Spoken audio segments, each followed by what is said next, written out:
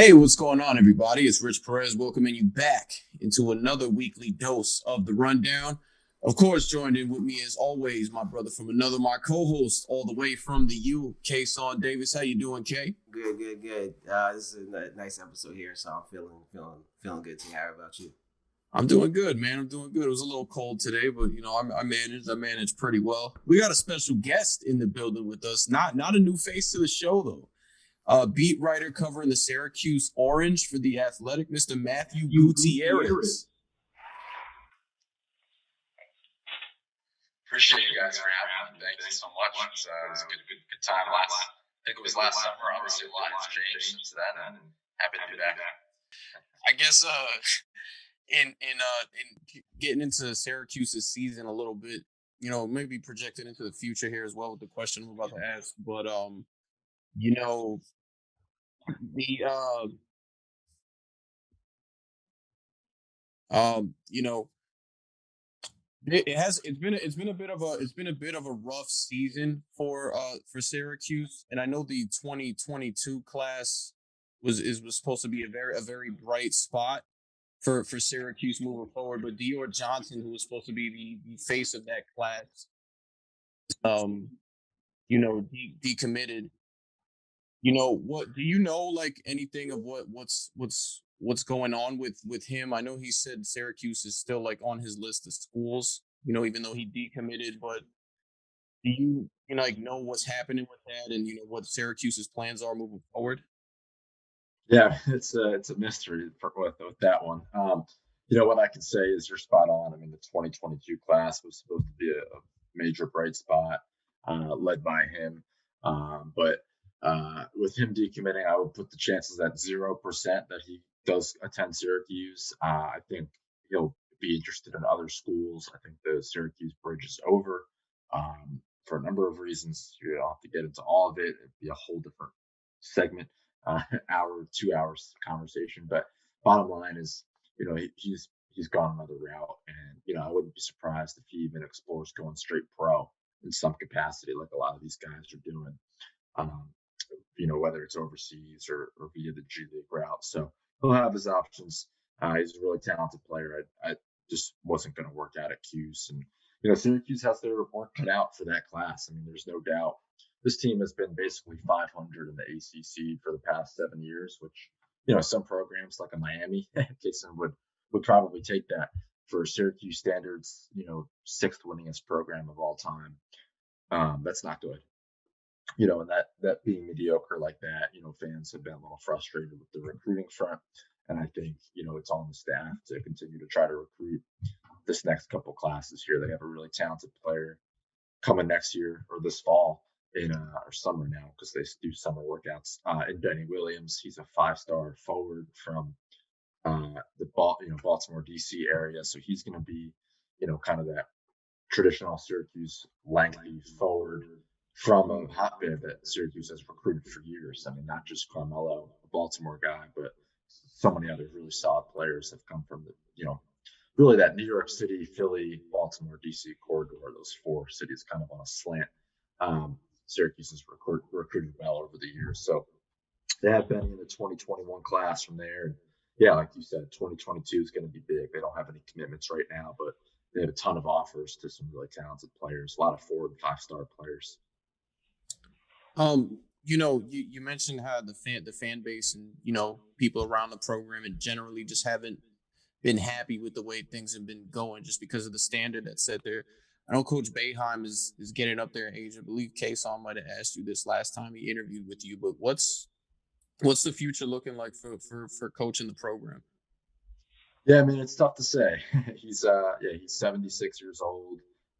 So obviously he's the oldest coach in Division One, but he's also in good health and he's enjoying it, and he's given every indication that he's gonna keep coaching, at least through his son's career. His son is a junior now, wrapping up his junior year. Buddy Boeheim, a shooter, shoots about 36% from three. After a slow start, he actually got COVID himself this season. But yeah, so Buddy, with the NCAA rule giving these guys an extra year, he'll have 2 more seasons now. So that would put his dad through at least the 2023 season. So basically 2 years from as we now stand, 2 years from March, would be the earliest he would depart or retire. I would think, there's a chance he sticks around 2 to 5 more years after that, even. So we're looking at basically 2025 to 2030 range. I wouldn't put that out of the question at all, given, just some of the things he said. And as long as he's in good health, I think he'll coach as long as he can, which could be, a number more years. Yeah, definitely. But I want to talk about this year's team for a little bit. Like Rich just said, they were struggling a little bit. Is there any maybe one or two things you can kind of point to that the reason why they're struggling so much this year? Oh, I guess it's up and down. Yeah, I mean, they've been inconsistent, right? They've, like you said, they've had some flashes where they'll score a bunch of points in a heartbeat. It's a top 35 offense, I believe, in efficiency. So they can score the ball with basically a 6-7 man rotation. Defensively is where they've kind of struggled this year. Giving up big point totals. They just gave up almost 90 points last weekend to Georgia Tech. They gave up almost 90, I think, to UNC. They gave up almost 100 to Buffalo at home. There's a Pittsburgh, it was a disaster at Pittsburgh back in January, almost 2 months ago. Syracuse, what Coach Boeheim called this, he's in his 45th season, and he called it, maybe the worst defensive game he's ever seen by a Syracuse team in basically half a century. So this team is capable of being decent on defense. They're also susceptible to being really bad on defense. And that's kind of what's held them back from being a tournament team. They're not really that far off. They're kind of sort of on the bubble again, like it's seemingly every year, the past, almost decade now. But they just haven't been able to get quite enough stops when they need to. And there's one other reason for the inconsistency. It's the center spot. It's a position they really haven't had a really solid player at in a while. Someone who's, 220, 230, 240, 6'9", 6'10", can kind of muscle his way. Maybe not score, 15 points a game, but just someone who can rebound, hold his own, be a rim protector. They don't really have that. So, that said, they can score the ball, and they can shoot the ball at times. They have a really couple of exciting young players, notably Kadari Richmond, who's actually from Brooklyn, not too far from you, Rich. And so, they have something to ride on. It's not like they're a bad team by any stretch. They're just inconsistent, because of the defense mostly. Yeah, definitely. And you kind of just talked about the center spot. I know Jesse came in last night and kind of that big one in North Carolina. Is there someone maybe on the roster maybe that they can look forward to maybe in a couple of years, like Jesse or so on? Or do you think they might have to go out and maybe recruit another big man? Yeah, I mean, it's tough. A lot of fans for most of the season were inching toward the transfer portal, get somebody this off season with experience. There's going to be a ton of transfers this year because of the eligibility rule, where guys can just transfer and get immediate eligibility this fall, as opposed to waiting out a year. So I think they'll certainly look that route, and I do think they'll continue to recruit. To Rich's question earlier on 2021 or 2022 class, they'll try to get a big man. They're looking at a couple studs in that class, including Brandon Huntley Hatfield, who's 6'11", 5-star player. He can shoot. He's a big. So they'll go after those types of players, I think, for long term. But on the roster, yeah, I think Jesse's a guy that they could definitely ride on in the future. I absolutely. We've seen some sparks from him last night. He was really solid against the best front court in the ACC, in North Carolina, and he hasn't played much this year. But Jesse, he's 7 foot tall. He's got a 7'5" wingspan. He's pretty smooth around the basket. He's not quite strong enough yet, but you can kind of see the makings of, a guy who might be able to be a pretty solid ACC center down the road. Yeah. Well, actually, I got another question for you just about last night's game too. Coach kind of decided to go with Kadari Richmond over Gerard. Yeah, over Gerard. You think that's something that's going to be that he'll stick with going forward, or you think he might go back? I think it's something he's going to stick with. I mean, this is something fans have basically, I'm sure you may have seen it, both of you, or Kayson, I know you're it looks like more of a Cuse guy. Am I right on that? More of the Syracuse guy. We're both pretty big fans. Oh, really? Okay. Yeah. Yeah, so you both know, I mean, you've probably seen it, Kadari's gotten a lot of love from the fan base really since the get-go. And I think he's just a much better defender. He handles the ball better. He's not the shooter Joe Girard is. Joe Girard is a much better shooter than Kadari right now. But pretty much every other category, Richmond has outplayed Joe Girard, who's a sophomore. Kadari, obviously a freshman. Kadari came to Cuse, wasn't a top recruit for them at all. Was like really not even really on their priority list until the last minute when they didn't get a guy they wanted. About a year and a half ago, fall of Kadari's senior year. He commits. He's the only top 100 recruit on the team. Everyone else was not a top 100 recruit coming into high school.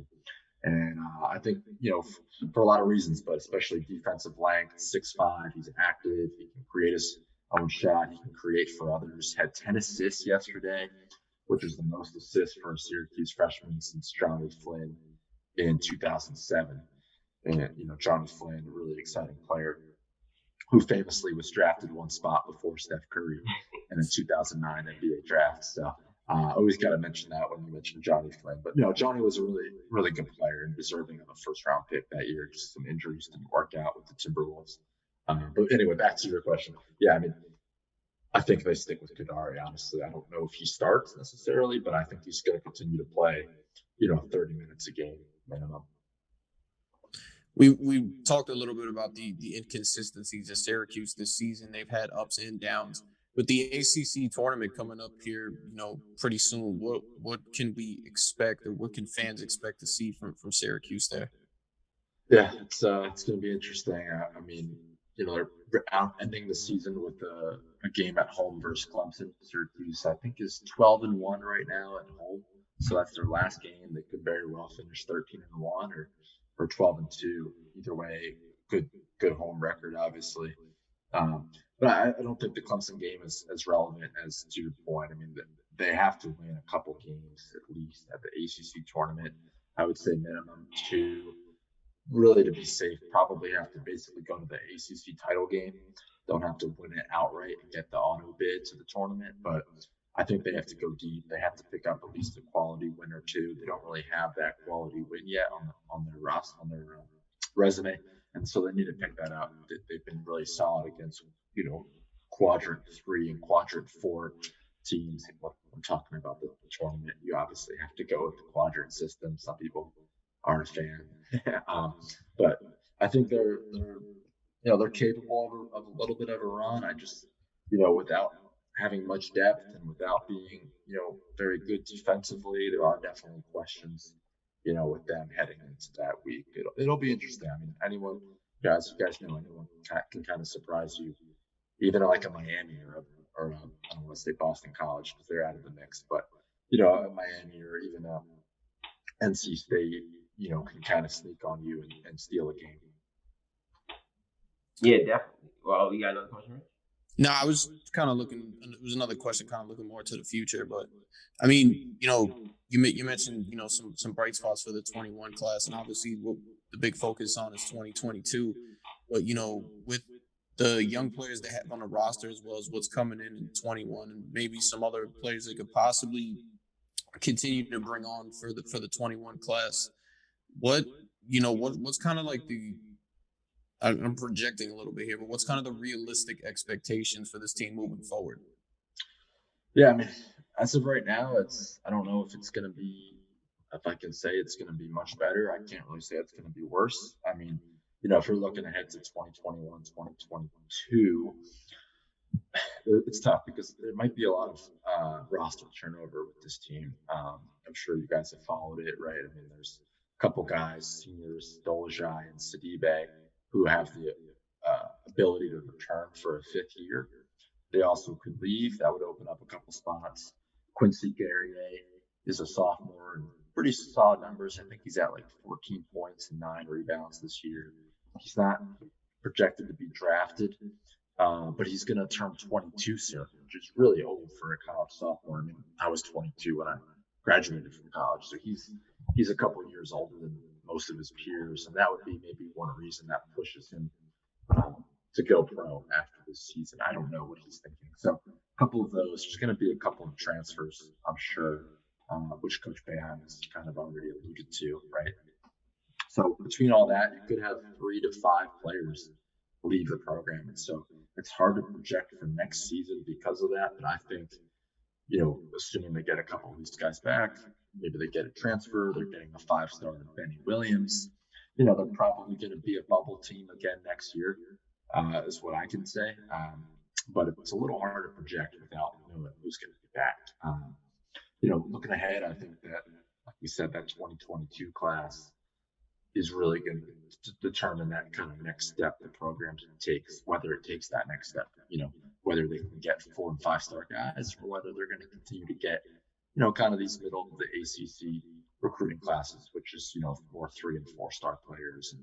And, for the most part has led to going 500 in league play. So it'll be certainly a point, where Syracuse can go, buck the trend and get back to its dominant ways or kind of continue on that mediocre path.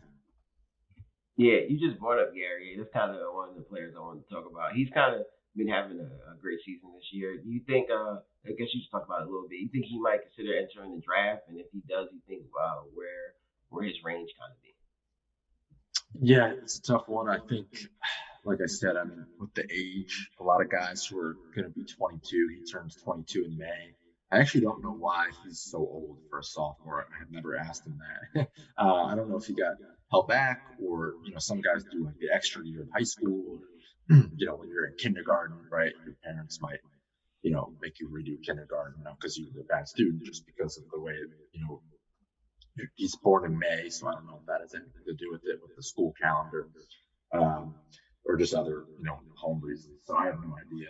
But that would push, that age thing would push a lot of guys to go pro, because realistically, if he sticks around in college for his junior year, he's then going to be 23 after his junior year, which a lot of teams, I think, would they'd rather take a 19 or 20-year-old with more upside or equal upside than a 23-year-old who's already lost basically 3 years of time that he could be in the pros or the G League. So, or on the end of the bench, playing scrap minutes at the NBA level. So with that said, I would guess, and this is not based on anything I've heard or spoken with Quincy about, but I would guess he leaves just based on the age. And obviously he wants to get his money and go pro. Right? And I just don't know how much better he would be next year. He's had a pretty good year, like you said, Kayson. I mean, 14 and 9. He's shooting like 32% from 3, which isn't ideal for a wing in the NBA, but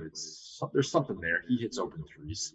He can shoot a little bit, stretch the floor. So I think Quincy probably leaves, but certainly his breakout has been exciting to watch. He was hurt his freshman year, 6th man, and now he's almost a double guy, pretty much every game, cleaning up on the interior with the rebounds. Yeah, he kind of reminds me of O'Shea Brissett a lot. Yep, similar. People always go to that comp. Yeah, it's easy. 2 Canadians. They're both about 6'7", 6'8". I believe O'Shea speaks a couple languages. Actually, O'Shea just had a daughter, so congrats to him. But and I think he's in the G League right now, putting up some good numbers, right? So he's hanging in there. I don't know. He's in the Toronto organization, which has obviously been pretty solid the last couple of years. Really, really good, solid. So I don't know how much room there is for him to actually play on the NBA team, but he's doing a pretty good job. And yeah, I mean, Quincy certainly has really from the get-go garnered those sort of comparisons, just as far as the length and activity. Definitely different players. I think O'Shea was probably a little more athletic, but Quincy's arguably a better rebounder and a better shooter. So two solid players that Syracuse has recruited from Canada, not far away from upstate New York. Yeah, also I want to talk about Alan Griffin. I know he's a transfer who just came in, and he's been kind of a good bright spot for them. What do you think about maybe his draft stock and if he decides to stay or if he decides to go? Yeah, Allen's a tough one. Transferred in from Illinois. I think when we last spoke, he had just probably transferred not long before that. I don't have his numbers right in front of me, but he's shot the ball pretty well from three. He's super streaky, and we knew that coming in. Like, I'm sure you've seen it. He'll brick like three shots that look like it'd be me just walking on the court bricking three threes, and then he'll a few minutes later, he'll kind of drift out of the game. Won't be much of a factor. Might get benched because of the defensive rotation. He hasn't been great defensively. And then he'll go knock off like three or four threes and get a block and get a steal and be active and be like a baller. So he has kind of these swings of inconsistency, and then he'll pop for a few minutes. So Allen's he's I don't know if he projects as an NBA player. It's clear he transferred to Syracuse from Illinois, to play more and get to the next level, which is, his dad's an assistant in the NBA and was rumored to be, up for a couple head coaching jobs. Didn't end up getting them, but his dad is in the league still coaching with Toronto. So I think Allen wants to get to that level where his dad is. Allen's younger brother, AJ, is a five-star kid who's a Duke commit next year. And I think they all he wants to play with his brother in the NBA. That's a goal of his. I just don't see him on any mock drafts right now. And, don't know if he gets drafted. So I'd imagine he stays another year. He might test the waters, but he'll probably stay and take his chances coming out as a senior, which again, the age thing comes up, he'd be 22 years old, but there's room for senior, college seniors in the draft. I guess going back to the ACC tournament, for fans that haven't really been paying too much attention to the Syracuse team, what are some other players that can be bright spots for this team, coming into the ACC tournament that might be able to catapult them to where they need to be to hopefully get into the big dance? Yeah, I mean, they're going to need everybody to step up. Like Kadari's got to continue to be what he's been, right? He's been awesome. Probably their best point guard since Tyler Ennis in 2013. Just really, I think Tyler might have been 2013, 14. I think he was the one and done that year. So 7 years now. Just creates with the ball and has such good instincts defensively, and I think he makes Buddy Boeheim a good shooter because Kadari can create and draws defensive attention. He helps Buddy defend. He helps other guys get into their spots. There's just so much that you can't even quantify with Kadari. So I'm thinking he plays more and continues to do that. And the other guy is Jesse Edwards. We talked about him earlier, the center. Like, this is a team that begs needing a center. Like, they need one badly on the boards, and defensively. They've lost pretty much all of their games in the past year, maybe even two years, because they've gotten out rebounded without a legit, healthy center who's playing consistent minutes. So I think if Jesse gets his minutes, he can replicate what he did against UNC, the best front court in the ACC. That bodes well for Syracuse. Those are probably the two younger guys I'm looking out for. It's somewhat boring as it is. I mean, Coach Bam has never gone with a deep bench, so it's not like we can talk about a couple exciting guys off the bench who might play. It's just not realistically going to happen. So you go with your 6 or 7 players, basically the starters plus Kadari and maybe Jesse, and that's your team. So those are the guys I would keep an eye on. And of course, with the starters, right? I mean, they need to, be consistent, get off to a quality start, and crash the boards. That's the biggest thing. I mean, you look at the rebounding statistic, as simple as it is. This team, they win if they out rebound their opponent, and they usually lose if they get out rebounded. It's almost as simple as that. Wait, I have, what's an interesting point, because he was playing Woody earlier on in the season, and then he kind of just maybe took him out. So that's like someone, if he could get out there, that can maybe make a difference. But he doesn't really play Woody no more. Do you kind of have a reason why that that Woody kind of lost his minutes? Yeah, I mean, I asked Boeheim about Woody back in late January, and the answer, didn't go over too well. Basically, what he said was, we play the best players. I think the line was, we play the players who are doing the best in practice, or some variation of that phrase. And so, to your point, he sung so much praise about Woody. I think he was a 3-star recruit out of the DC area from Maryland. Came in, could shoot the ball. He's super long and kind of rangy. He's like 6'8". Got some bounce to him. He's put on some muscle this offseason. And I'm some praise for him in December. He was shooting the ball well. He was defending. Boeheim said he likes everything Woody Newton does. Everything about his game was the line. Boeheim doesn't usually just toss. You guys know, right? He doesn't just toss around that kind of praise with everybody. So he wasn't just saying that like coach speak, like a lot of coaches might talk about their players. I thought he meant that. And then they had the COVID pause right around Christmas time, second COVID pause. And since then, he hasn't done much. He's hardly played a game. He's actually, hard to believe, he hasn't scored a point since December 16th, which we're coming up on 3 months. So obviously not ideal for his confidence. He hasn't played a whole lot. I don't know anything else. Just what I know, and from what I've just heard from being on the beat, is that he hasn't been performing as well as he could have in practice, and that's the reason why. So, we haven't seen fans and us. We haven't seen him in games, so we can't even make a judgment on him. I don't know what the deal is, if he's going to stick around next year or not. There's a lot of rumors that he'll bounce to a different school. That's possible. He also could stay and try to play for some minutes, but it will be a little bit difficult for him to break the rotation next year. Benny Williams is coming in, 5-star forward. They're not going to sit in, a 5-star recruit. So it's a good question. I don't have a full story there with Woody, but he went from being, an awesome off the bench player to just, MIA.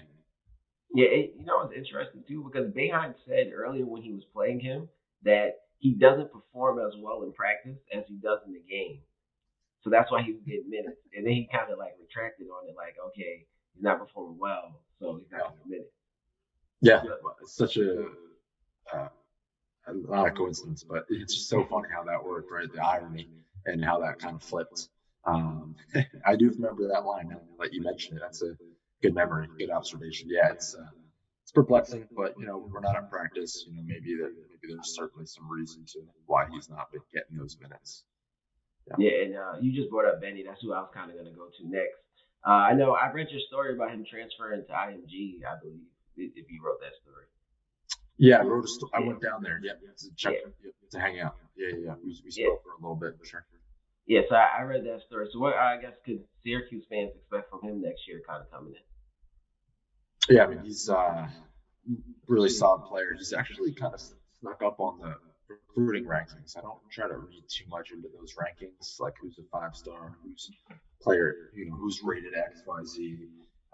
It's some of it's kind of like, how do you know that someone's 80 versus someone who's 63? But he's, there's a lot of merit to them. Like, they're usually somewhat pretty accurate of how guys' careers going to go. Not always, but somewhat accurate. And with Benny, he's gradually increased his ratings over time, and he's become a 5-star recruit.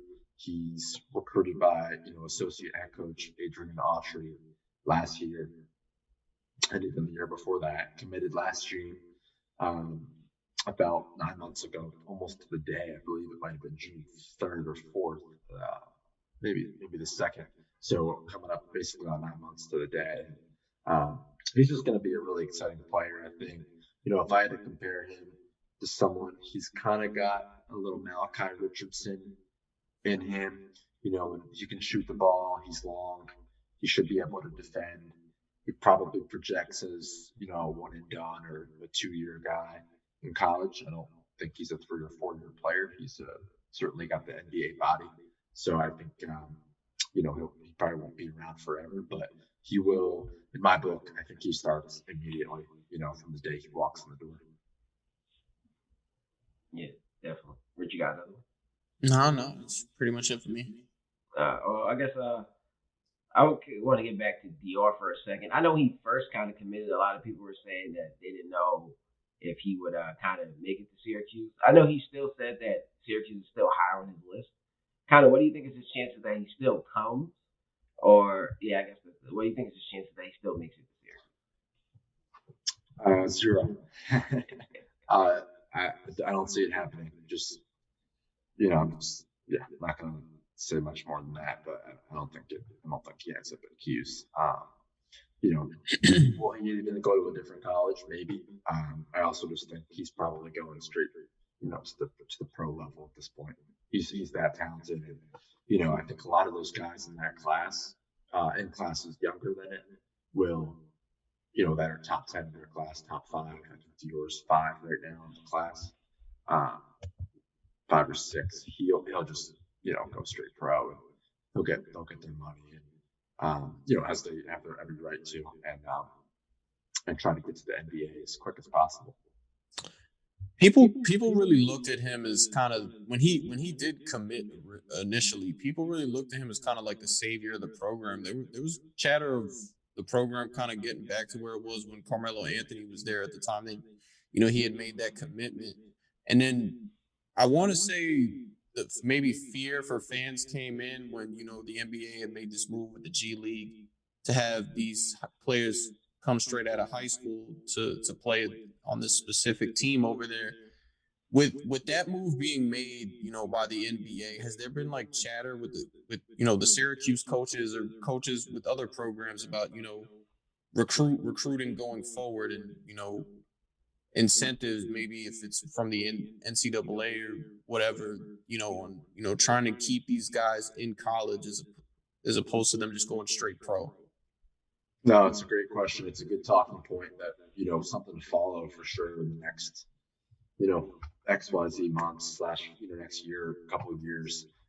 It's a big task for the NCAA to kind of save itself from at least those top talents. But at the look, I mean, college basketball is going to be fine regardless of what those top guys want to do. There's most schools and most players are not top NBA projected maybe NBA All Stars or just solid NBA players like a lot of these top 5 players recruits might be. So there's that, but I think I don't know what they're going to do right with those rules. I think maybe the answer is they don't do anything and they just let those types of top recruits leave, and so then you don't have as many one and dones, if at all, like Jalen Johnson type guys who clearly want to play 1 year of college and go to the NBA like Carmelo did. You mentioned almost 20 years ago now. I think the NCAA's bread and butter, they probably realize, as exciting as those players can be, is the 2, 3, and 4 year college players. And so, if that's going to be your model, I'm not saying this is what I would do, but I think that's probably what they're going to end up doing, and not try to get away from that too much and be something they aren't. Yeah, we're live, so we have a couple of questions. I guess the first question, someone said, if Syracuse makes the NCAA tournament, how far do you think they can go? Yeah, I mean, it's a big if they do make it. They got their work cut out here for sure, with Clemson coming up, and then ACC tournament. They got to win a couple games. But if I had to say NCAA tournament, you never know. This is a team that 3 years ago they were on the bubble, outside looking in. They sneak in. They win the playing game versus Arizona State, and they, by I forget the score, a couple points. It was tight. Then they beat TCU. Then they upset Michigan State, and boom! All of a sudden they're in the Sweet 16, where they're taking Duke down to the wire in Omaha, Nebraska. I remember they almost went to the Elite Eight after being a bubble team. So, and same thing happened in 2016. Basically, I mean, they were a bubble team and went all the way to the Final Four. So there's no telling how far they can go, probably in the big dance, if they can get there, and that's just a big if, right?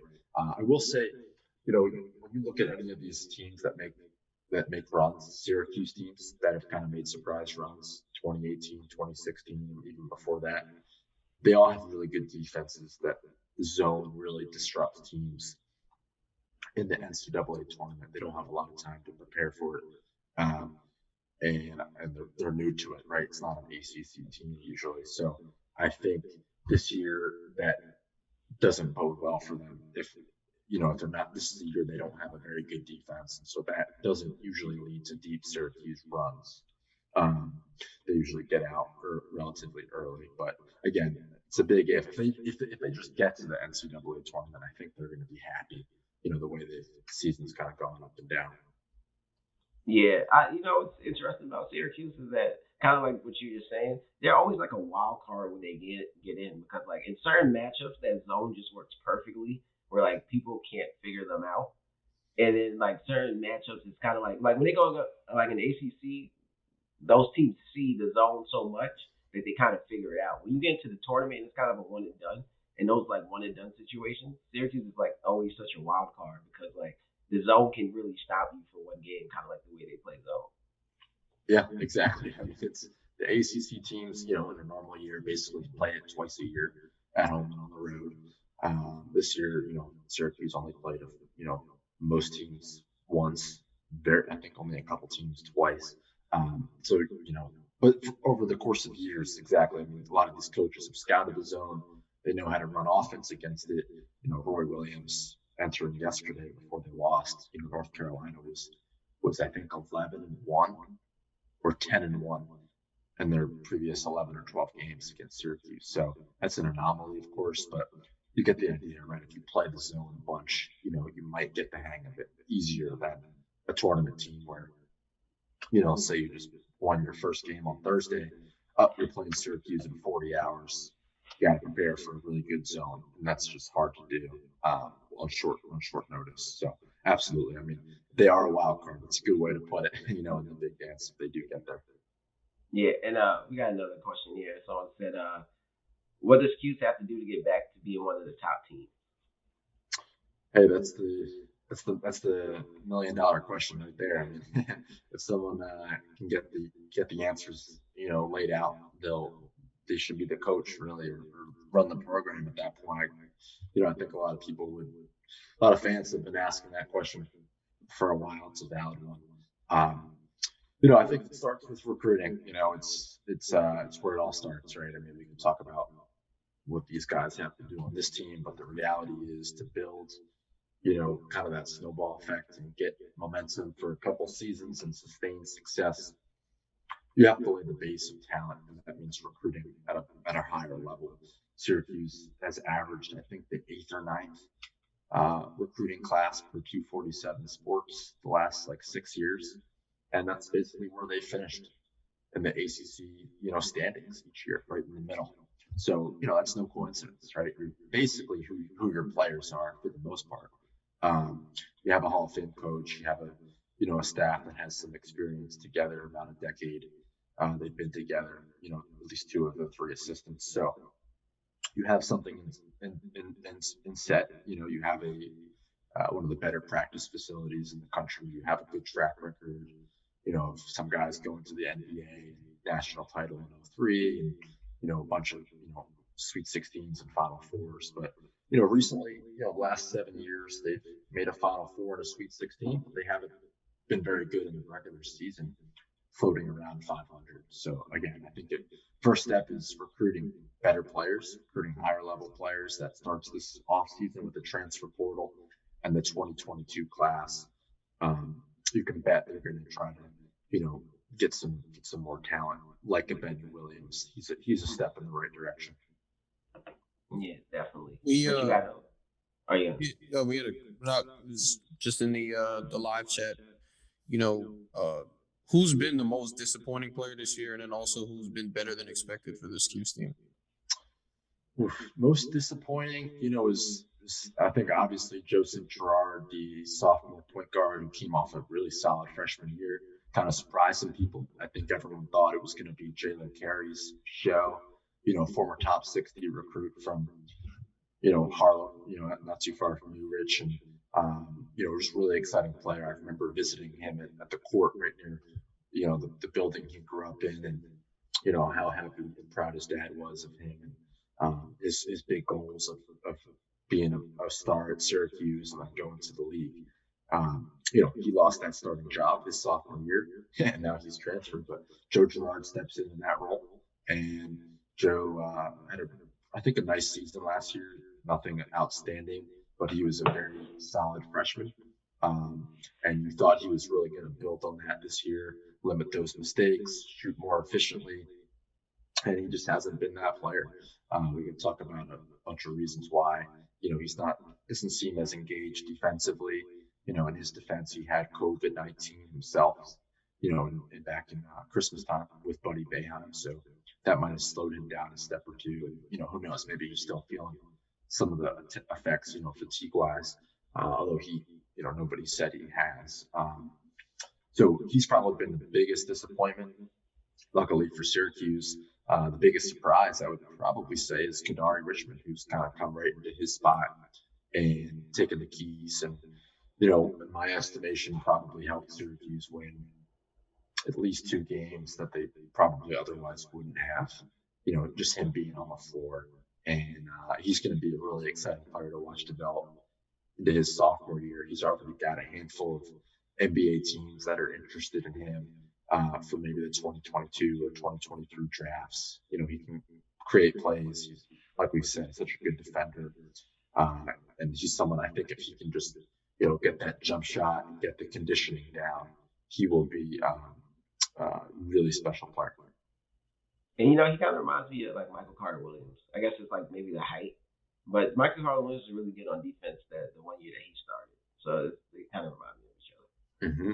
Exactly. Their MCW, I believe, set the Syracuse single season steals record. And Kadari won't do that because he doesn't play as much as MCW, but his steals percentage is much higher. So as far as efficiency in the limited minutes, Kadari is technically a better defender than arguably the best perimeter defender in the program history in Michael Carter Williams. I mean, Kadari is just exceptional with his hands and getting the passing lanes and just making things happen, even if it doesn't affect the stat sheet. To your point, it's good comparison though with MCW. Definitely both with the length, the instincts, not really shooters, but can really handle and slash. Yeah, and Michael Carter Williams didn't really play too much his freshman year either, coming behind Scoop and Dion. So they might be in like the same situation. So next year, Kadari's probably end up starting and get more minutes. Yeah, probably. I think MCW it's somewhat of a comparison, but you have to remember those Syracuse teams were ranked and they had NBA players on their teams. This Syracuse team is unranked, and there isn't as much NBA or as much talent overall on the team. So, probably I think Kadari will play more. He continues to earn more minutes for sure. Yeah, I would guess he starts next year. I don't think that's anything crazy to say, right? I think we all see that at this point. Yeah, and we got another question. Someone says, what has to change for Q's to be a tournament team next year? Going back to what we said, I mean, it starts with recruiting. They're going to get Benny Williams coming in. It's going to be interesting how much roster turnover there is. So that's a hard one to answer right now. Like, does Marek Dolezaj come back? Does Brahma Sidibe come back? Does Quincy stay or go pro? How many people transfer? Who transfers, if any? So a few questions there that will certainly determine kind of the ceiling, if you will, of next year's team. But, kind of just judging what we know right now, I would guess they're going to need to add a transfer center or just a stud at any position. Just somebody who can come in, add a little bit more depth, score for them, and play really good defense and be an athlete. I think they need that. But if I were Syracuse, I would certainly go get a center. Jesse Edwards has a lot of promise, but I just don't know, based on what the staff has said, if he's going to be ready by next season. Coach Bam continues to say Jesse isn't ready yet. So if that's the case, they might want to look to the transfer portal because they're still a big man away from being, a tournament team. Another question in the chat here. was from 2011 to 2014. Some of the best records had been set for the program. Has anything been changed, or what was done differently then versus now? Yeah, I mean, it's going back to that, kind of the other question about basically getting the program back to national relevance. For sure, it goes back to recruiting, and you look at the recruiting rankings. I think I don't have them off the top of my head from '09 to 2014, which that person basically just said is the winningest stretch in program history, believe it or not. But I think from 2014 to 2017 or 2013 to 2017, still pretty good years in there. Syracuse averaged the 18th best recruiting class nationally, and since then they've averaged the 38th best class. So you can see, still top 40 nationally, but 38 is twice as worse, basically double what 18 was. So significant drop off there. They've basically gone from being a top third recruiting school in the league to middle of the pack, and that's what's led to the records that they have. I mean, they'll surprise you in the big dance, the way they play in the zone. They're just kind of built to make sneaky runs. But as far as regular season goes, I mean, they're going to continue to be a 500 team, just as they are this year, just as they were the previous 6 years. The way they've been playing, until they get, better, more talented players, and until they get, a really good center, which is something they haven't had in basically 6 years since Raheem Christmas in 2015. Before we get to the next question, I actually have a follow up to that. Do you think Mike Hobson leaving is maybe a big reason? Because he was a big recruiter for them, and then he was able to kind of steal Isaiah Stewart, to go over to Washington. So that's something like you were just talking about they could have used at the center position. Do you think him leaving may have played like a big reason why their recruiting class maybe went down a little bit? Yeah, for sure. I think it would be unfair to Mike Hopkins to say it doesn't have an impact, right? I mean, absolutely. That's not even a slight at all on Syracuse. That's just speaking to Mike Hopkins and the person he is and the recruiter he was for Syracuse. He's had a little bit of a slippery slope at UW after winning 2 Conference Coach of the Year awards. His last 2 years have been, sort of a disaster. I mean, this year, I don't even know what their record is. I think last I checked, it was like 3-13 or something. Just a really tough stretch for them. So, I wouldn't doubt Hop though. He's a good recruiter, obviously super personable, and everyone who talks about the Syracuse program when he was there almost basically mentions him first as someone who really mentored them and showed them the way. He led so many practices, and someone you wanted to be around, obviously, and someone you'd want to, have a coffee with, right, or just kind of chat and learn from. And he's a reader, he's a motivator, he's a leader. So he absolutely is probably one of the key reasons. I think the NCAA sanctions in 2015 limited the number of scholarships Syracuse could give out. It also limited how many coaches could travel for recruiting from 4 to 2 in certain circumstances for a little while. So I don't think the sanctions were as big as some people make them out to be as far as impact on recruiting, but they certainly played a role. Hopkins played a role. I think he had a little bit of a stretch there where Syracuse guys weren't really getting to the NBA, and I think that played a role in getting top talent. So there's a few reasons they haven't quite recruited at the level they once did. I also think some recruits, don't know when Coach Bam is going to retire. I also think, other schools might negative recruit against Syracuse, and say, look, how could you go there? You don't know when the coach is going to retire. I would, guess a lot of schools kind of negative recruit against each other, and that's probably something teams might say about you. So, yeah, I mean, there's not one reason. It's just a bunch of factors, I think, piling in there. And it's, Syracuse, to their credit, has landed a 5-star guy in Benny Williams, and there's a chance to turn it around in 2022. Yeah, I think that's why Mike Hobson leaving, it hurt them a lot more too, because he was supposed to be the next coach. So when you think about that, they can be like, okay, well, when Boeheim retires, Hobson, the guy who recruited you, will be your coach. So that would really help them. But him leaving, that's another way kind of how that hurt them. Yeah, great point. I mean, absolutely. It kind of it was announced he would be the next head coach. I believe it was announced in 2015. And then 2 years later, coming up on the 4-year anniversary, I remember it was mid-March 2017. I'm at the gym, and it's a Sunday morning. I think when the news broke that Mike Hopkins was leaving out, my jaw dropped. I was like, this guy's supposed to be the head coach of Syracuse in like a year, and or a year or two, and then he bowls the UW, and for very valid reasons. One of them was, his ailing father's out there, and he wanted to be closer to his dad, which nobody can question that. So certainly, him leaving kind of threw off the whole succession plan. And I think it just, Isaiah Stewart probably would have gone to Cuse as a center, goes to UW. It's interesting how things would have panned out.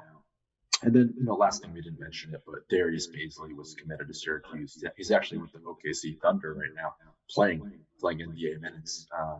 He might only be like 21 years old, but he was committed to Cuse by Alan Griffin, who's Mike Hopkins' replacement, and then he bolted right for the pros last minute. So, in my book, I still kind of count Darius as a Syracuse commit, just because he was pretty much locked up to the last minute.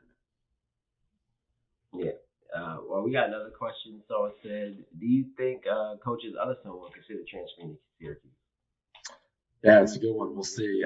I don't have any real insight on that. I wouldn't be surprised one bit. I think it depends on a few things. I think it depends on if Dolezaj stays or not. I think if Dolezaj stays, probably not. I just don't know how Jimmy, who's a talented player from Cornell, how he would realistically play if Marek's on the team and a 5-star forward. That's basically your 3 and 4 slots. Jimmy's basically a 3 or 4, depending on how you want to have the rotation. So I think if Marek does leave, then it gets a little interesting, right? And then maybe Jimmy does stay. I'll tell you, I wouldn't be surprised one bit. It'd be a pretty cool story, obviously, with Buddy, Jimmy, and their dad.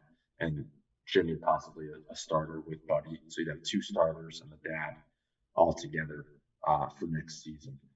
That said, I do think, Jimmy has looked elsewhere. I think he's explored some other options as well. Even going back to last year, I could see him at like a Northwestern or BC. He's going to get his finance degree from Cornell, so he's really smart. And I could see him going to sort of a Division I school, but one that's more kind of academically oriented, that still has a solid program, basketball programs, and that's kind of like like I said, Northwestern, BC, just to name a couple examples. Yeah, I think if coach doesn't get a championship, if he gets his 2 sons to be starters on the same team, I think he might ride off into the sunset. Yeah, probably, right? I mean, can't, as far as a feel-good story for that family and for them, it probably wouldn't end up better than that, right? You probably just want to leave things as they are, no matter what happens, NIT or Sweet 16 or whatever the case. Yeah, I guess I got a couple just fun questions with you. Who was the most exciting player for you to watch during your time at Syracuse, covering Syracuse? There's been a couple of good offensive players like Tyus Battle, Ncaa, Elijah last year. Yeah. I mean, that's a tough one. I don't know if I can pick one. I probably would say Elijah Hughes from last year was the most exciting, and he was a lot of fun to cover and a super nice guy. I remember just even meeting his parents down in Beacon, New York, along the Hudson River, and they're being so nice and showing me the basketball hoop where Elijah's game was born and where he fell in love with the game and his old pictures and all of his sneakers and his room. He had plenty. But I'd probably say Elijah. But to your point, I mean, Michael Benajay was awesome to watch. Trevor Cooney, Malachi Richardson, Tyus Battle. And then even this year's team, Kadari Richmond is probably my kind of, just as a basketball fan, not as a Syracuse fan, because I'm covering the team, I'm not a fan. Just as a basketball fan, I think Kadari is the most exciting player. So there's plenty of options there to choose from. Cuse has certainly, talking about the recruiting dropping off, which it has, but it's mostly at the 4 and 5 spot. I mean, they've gotten some pretty solid guards over the years and some pretty good wings too, and Elijah Hughes and Tyus and guys like that. Yeah, I think I'd probably pick Elijah too. I remember when he came to Miami last year. He only played the first half, but I was like, Yeah. wow, he was pretty good in that first half. Yeah, But now he's with Utah Jazz. He's not playing a lot. The Jazz are, doing amazing right now. So, understandably, you know, they're going to ride with what they have, and they have a bunch of wings. But for sure, Elijah's special player. yeah, uh, well, I was gonna say just the teams that made it to the Final Four, but I guess if you could pick any of their teams in the last decade, I guess which one you think would be? Which one would you pick as the best team in the last decade? Or which one would you pick? Like just I guess not that you like the most, or you think it's the best team. I guess. Yeah. Maybe 2013, which was the Final Four team, the first Final Four team. Was that with Michael Carter Williams? Yes. Yep. And Brandon Trish was on that team, and CJ Fair. Yeah, I'd probably say 2013. 2011, 2012, those teams were really good too. I mean, you could pull up their records. They didn't lose many games, that's for sure. They had some really good recruits. So, yeah, those teams, with all respect to the past few teams, these past few years, I mean, those teams were, a different level. They were always ranked, parked in the top 25, NCAA tournament locks. There was no bubble conversation. Guys who would dive on the floor. And I think just the biggest thing was the difference in the zone. I mean, they had talented offensive players, but so does the Syracuse team. The difference to me is, even just watching Syracuse games from 10 years ago on YouTube the other day, is just how active they were. The hands were up. They're in pass lanes. I mean, that zone is scary on those teams 10 years ago. And it's, not quite the same lately. So I'd probably say 2011 to 13 range for that one. Rich, I don't know if you want to chime in, but I think I would pick the 2011 2012 team. Maybe it's a little fandom in me, but Scoop Jardine and Dion Waiters was like my favorite Syracuse combo ever. So, two personalities too, man. Yeah. And that they low key should have won that Ohio State game. I watched it a couple times after that. They I forgot his first name. Kraft. Aaron Kraft, yeah. Aaron Kraft, yes. He was like a test on defense. And Jared Sullinger, who was just like a beast during his days in college. But they should have won that game. And they would have been in the Final Four. That was what, 2012? Yeah. That Ohio State team was the blast to watch, but for sure. Kraft and Sullinger, they had some other good pieces too. Yeah, that was what was the score? Do you know the score of that game? I don't remember, but I think they lost by like 4. Yeah. It was a close game. I remember because that's the season Fab Melo ended up missing the end of the year because for some type of NCAA, I think for like his grades or something, and that really hurt them in that game because they didn't have Fab Melo. Yep, and they would have had, that would have helped against Sullinger, obviously, who's a beast inside. Yeah, but I definitely Scoop Jardine is my favorite Syracuse player kind of all time. But what'd you say? I said I could respect that, but I mean, for me, it's 2016 just because I thought that was a really exciting run that they went on, even though they ended up losing to North Carolina in the Final Four, and it wasn't that close either. But Dion Waiters, like you said, is a character, and ended up being a lottery pick for the Cavs eventually. But yeah, I'd probably go with 2016 for me. Yeah, I can see the 2016 team too. That was maybe the most surprising one. To me, they kind of really. That's why I liked it so much. Yeah. It was surprising at the same time. I mean, they won the battle for Atlantis, if you remember, back in November of that year, around Thanksgiving. They were ranked early in the year. They never got blown out at all that whole season. So their record wasn't very good, but it was mediocre. I think they were like 20-10, but they never got blown out. They were always in games. They had solid defense, good seniors, combined with star freshmen. And the only thing that really hurt them was Jim Boeheim's 9-game suspension in the middle of the year. I think they went 4-5 in that stretch. So that there's something about 500 that kind of set them back. But that team wasn't quite as a surprise. I don't think Final Four is what everyone thought for sure, but yeah, I mean they had some good pieces definitely, but for them to go from a bubble to basically not knowing if they were getting in back to the Final Four, for the second time in 4 years, right? It was 13 and 16. Yeah, it was a little surprising because when they beat Virginia, I think that was to get to the Final Four. I think that game was pretty surprising, and they were down, but that full court press in the second half is kind of what got them back into the game and got them to win the game. So I thought that, I guess, and like I said, they're on the bubble. But when you bring up that other stuff, I guess I kind of forgot about. I guess it's not that surprising, but I still think that Virginia win is kind of surprising because Virginia was really good that year. And Virginia's always solid defensively. Yeah, for sure. Yeah, I mean, yeah. But when I said that, I didn't mean like it was surprising they went to the Final Four. It definitely was. It wasn't like they were a team with no business going there. I mean, they had some good pieces. Yeah, for sure. So they, Sweet 16 maybe was their ceiling, and they beat Gonzaga, they beat Virginia, and went to the Final Four and met with UNC. It didn't work out in that game, but that team had a really good run. Yeah, and we got another question now. Someone said, "Why has Syracuse defense been so bad these last 2 years?" Yeah, it's a good question. I've written about it a little bit. I think it's a couple things. I don't think it's the zone. A lot of people might point to that. I think that's kind of doesn't really say much. The zone was the fifth best defense in the country 3 years ago.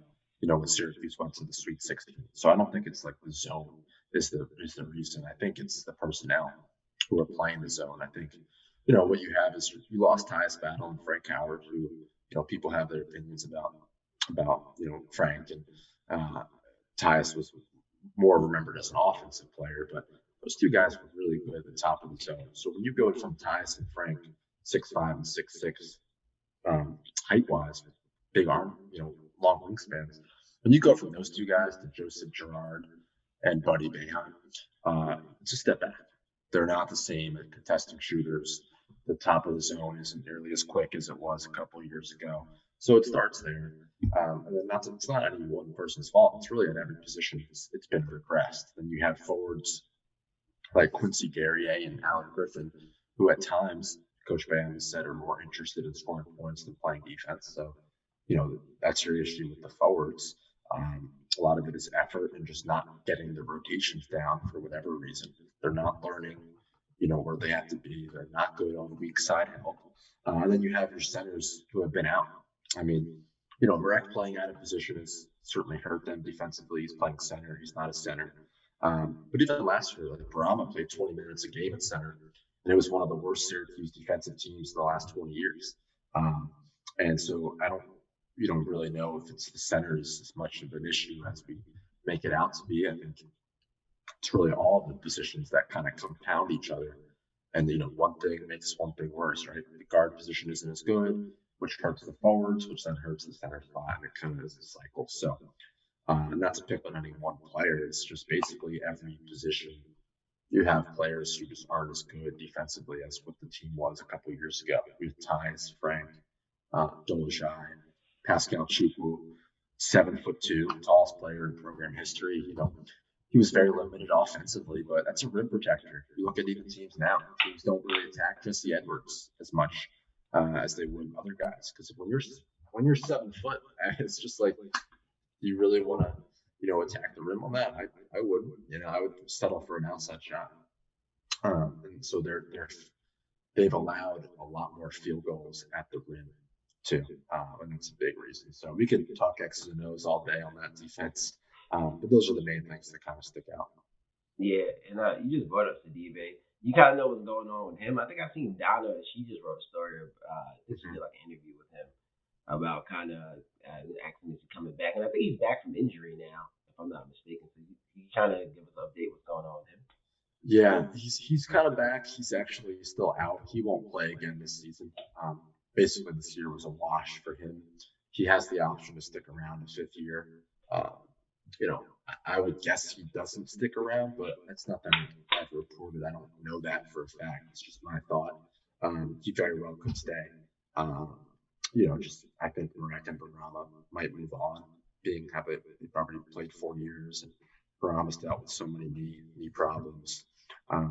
But he's out for the year. Next step for him is probably going overseas to play professionally or be, work in public, in international relations, which is what he wants to do and be a diplomat. I think he wants to go back to his home country of Mali in Africa and help out, the people that got him to where he is today. And I think he wants to enter politics back there. Yeah. Well, Rich, do you have another question about the team? No, man. I think we covered pretty much everything.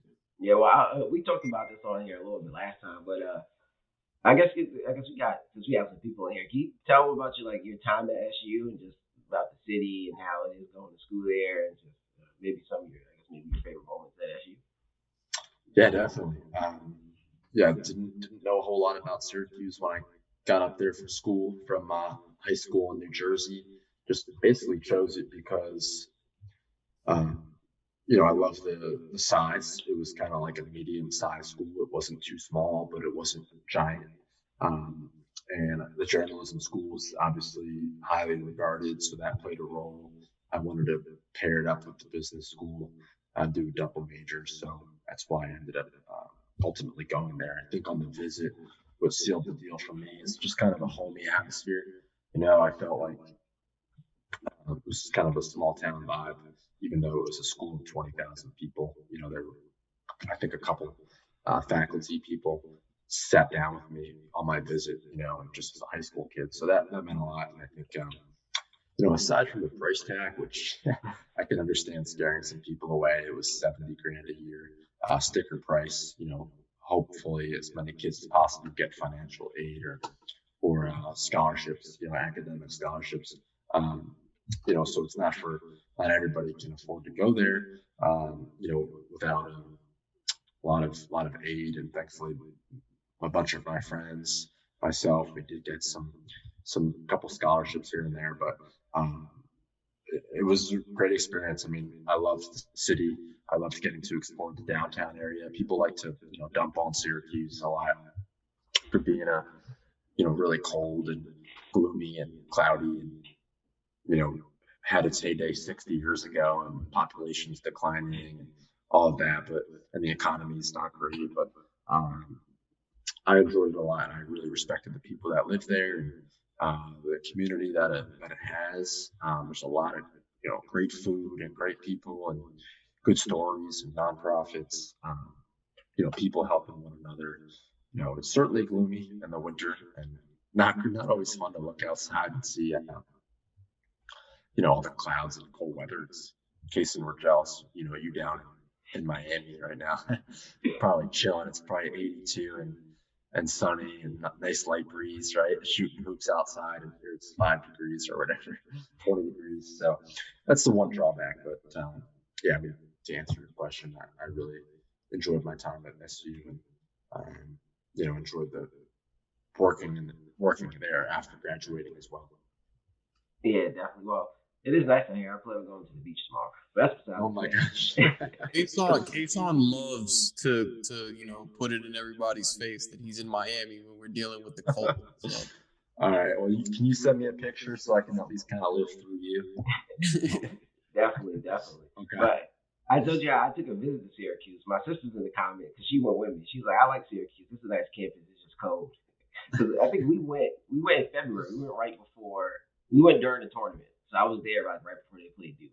And it was cold up there.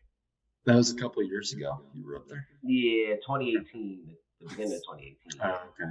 Yep. They went to play Duke. I was this close to going. But, yeah, that price tag hit me too. So, yeah. You made a good choice, though. You're warm weather. It's a little bit cheaper, right? University of Miami. Still a great school. You're in a good program. You're doing great stuff with Rich, right? You guys are doing some cool podcast stuff. So appreciate that. Doing what you can, right? I mean, the pandemic happened. It's not a whole lot, college kids and recent college grads can do. But you guys took initiative, so that's pretty cool. Yeah, well, I guess we kept you long enough. But I got like two more questions. Yeah. I guess what were some of your, whether it's sports related or not sports related, what were some of your, your favorite moments at Syracuse? I mean, sports related, obviously, it was pretty cool. I wasn't covering the team at the time, so I was still a student and a fan. Was the Sweet 16 run that you guys mentioned in 2016? See the energy level around the campus and the town. Everything centered on that run, and everybody was in the dorms was watching the games and enjoying that run. There was a lot of school spirit from that for sure. So that stands out. As far as other memories, though, I mean, it just went by really, really fast. I probably should have enjoyed it a little bit more, taking a step back and just appreciated where I was, and just trying to have fun more and smile. So hopefully you're doing that down there in Miami and just taking it one day at a time and not looking ahead too much. I think I looked ahead too much to like internships and jobs and just living in the moment, right? I mean, for all of us, obviously the pandemic taught a lot of people that, but it's not really a memory, but it's kind of just a lesson that I learned. So there was just a lot of good times though at Ncaa and hanging out with friends and great food and just enjoying the area as well, whether it was the basketball games or mostly food, right? Restaurants or just learning. And some of the classes was a lot of fun. It wasn't like I was just kind of chugging along. Sometimes some classes were not great, but some classes, you felt like you really grew, as a person. Yeah, it's funny you say that because I'm about to graduate and I've been thinking the same thing. Maybe it's a little bit like COVID, but I've been thinking like, man, maybe I should have enjoyed the campus a little more. Even though like I got out as much as I can, but I'm like, you look back like maybe I could have got out some more. But that's just funny that you say that because I was thinking Yeah. that too. Well, hey, you're going to the beach tomorrow, right? So enjoy it. Yeah. Good. Can We you should tell, all get a video. I'll definitely send you guys the video. But can you tell us about the dome and the experience of watching games in there? I know I think y'all have the largest crowd for basketball. I'm not sure if it's for football too, but I know you have the largest crowd for basketball. Can you talk about like experiencing the game in the dome? Yeah, for sure. I think it seats 50,000 for football and 35,000 for basketball. So yeah, I mean, it gets loud. Obviously, with COVID, there's nobody there, and it's super quiet, and I can hear every player and coach talking on the court. And so that's a little bit different, and I appreciate being able to hear all of them. That's the one upside to that. But yeah, no doubt. I mean, the first time I walked into the dome for a game was my freshman year. I think it was a non-conference game, but then they played another non-conference game. I think it was not Wisconsin, but maybe it was Wisconsin. I don't know. We could look at the schedule. It was fall 2015. Um, Someone good. Maybe it was Notre Dame. I don't know. It was someone pretty good at the time. I think Notre Dame ended up going to the NCAA tournament that year, actually. Um, and just remember the energy levels. It's a fun place to catch a game. It's usually on the top 10 list of college basketball arenas to see a game if it's on your bucket list. Have you both caught a game there? I've never got a chance to go up there for a game. Yeah, I mean, Before COVID hit, I wanted. Cause I know two kids who go up there, and like in between like the semesters, I was gonna try to catch a game, but I never made it. But I always wanted to catch a game. okay, well, maybe down the road, right? Obviously not this season, but at some point in your lifetime, I think it's something. If you're in the area, a lot of people, one thing that's impressive is it's usually freezing, it's snowing. There's no parking nearby the arena at all, and there's still 20,000 people show up, 25,000 show up on a weeknight. Which speaks to the locals fandom and how much they're devoted to the team. And trekking up there in cold weather and getting on the buses from south of campus and taking the bus all the way to the game and then getting back on the bus to go back to their car. It's kind of a big ordeal, and people. It's something that people can rally around every winter. Yeah, I got to go in the dome though on my visit. They take you through the dome, see the dome. Nice. But you gave us some great advice last time. You got any more advice you can hit us with, hit the viewers with? You guys with journalism or just kind of anything? Journalism. Definitely Yeah, journalism.